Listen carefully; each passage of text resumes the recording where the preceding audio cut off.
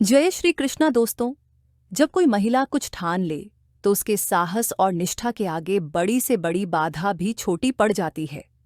नारी शक्ति का यह उदाहरण सती सावित्री की कथा में मिलता है, जो ये साबित करती है कि प्रेम, दृढ़ निश्चय और बुद्धिमत्ता से असंभव को भी संभव बनाया जा सकता है। आइए देखते हैं इस कथा में कैसे सावित्री ने अपने साहस, भक्ति और विवेक से अपने पति सत्यवान को मृत्यु के मुख से वापस लाकर न केवल अपने परिवार को बचाया, बल्कि नारी शक्ति का अमर आदर्श प्रस्तुत किया। सावित्री राजा अश्वपति और रानी मालवी की पुत्री थीं, जो अपने अद्भुत रूप, बुद्धि और गुणों के लिए प्रसिद्ध थीं।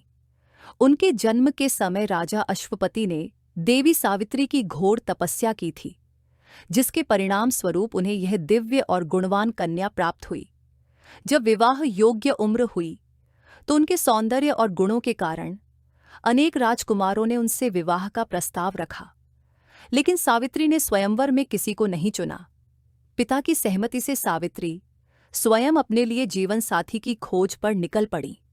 वन में उन्होंने राजकुमार सत्यवान को देखा, जो धर्मनिष्ठ, वीर और अत्यंत सरल स्वभाव के थे।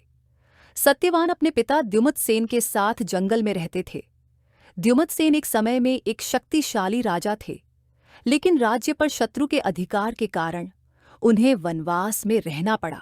सावित्री ने सत्यवान को अपना पति चुनने का निर्णय लिया। जब उन्होंने यह बात अपने पिता और नारद मुनि को बताई, तो नारद मुनि ने उन्हें चेतावनी दी कि सत्यवान अल्पायु हैं और केवल 1 वर्ष तक जीवित रहेंगे।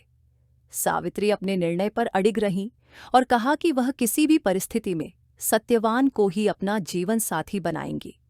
सावित्री और सत्यवान का विवाह हुआ और वे जंगल में रहने लगे। सावित्री ने अपने ससुराल में एक आदर्श पत्नी और बहू का जीवन जिया। वह सत्यवान का हर कार्य में साथ देती थीं और अपने ससुर माता की सेवा करती थीं। विवाह के 1 वर्ष बाद सत्यवान की मृत्यु का दिन आ पहुंचा। सावित्री को यह बात ज्ञात थी, इसलिए उन्होंने उस दिन व्रत रखा और सत्यवान के साथ जंगल जाने का आग्रह किया।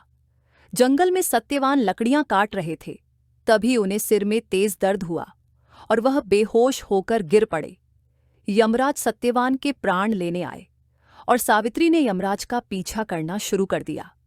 यमराज ने सावित्री को सत्यवान के प्राण वापस लौटाने से मना कर दिया, लेकिन सावित्री अपनी दृढ़ता, भक्ति और तर्कपूर्ण बातों से यमराज को प्रभावित करती रहीं। यमराज ने सावित्री को 3 वरदान मांगने की अनुमति दी। सावित्री ने पहले वरदान में अपने ससुर द्युमत्सेन के खोए हुए राज्य और उनकी दृष्टि की वापसी मांगी। यमराज ने यह वरदान दे दिया। दूसरे वरदान में उन्होंने 100 पुत्रों की माता बनने का आशीर्वाद मांगा। यमराज ने यह वरदान भी दे दिया। तीसरा वरदान अप्रत्यक्ष रूप से सत्यवान को जीवन दान था। सावित्री ने तर्क दिया कि उनके पुत्र तभी हो सकते हैं जब सत्यवान जीवित हों। यमराज उनकी भक्ति और चतुराई से इतने प्रभावित हुए कि उन्होंने सत्यवान को जीवन दान दे दिया। सत्यवान के पुनर्जीवित होने के बाद सावित्री अपने ससुराल लौटी। उनके ससुर द्युमत्सेन को राज्य और दृष्टि वापस मिल गई। पूरे परिवार में खुशियां लौट आईं। ये कहानी सिखाती है कि अगर एक महिला अपनी शक्ति और निष्ठा का उपयोग करे तो वह असंभव को भी संभव कर सकती है।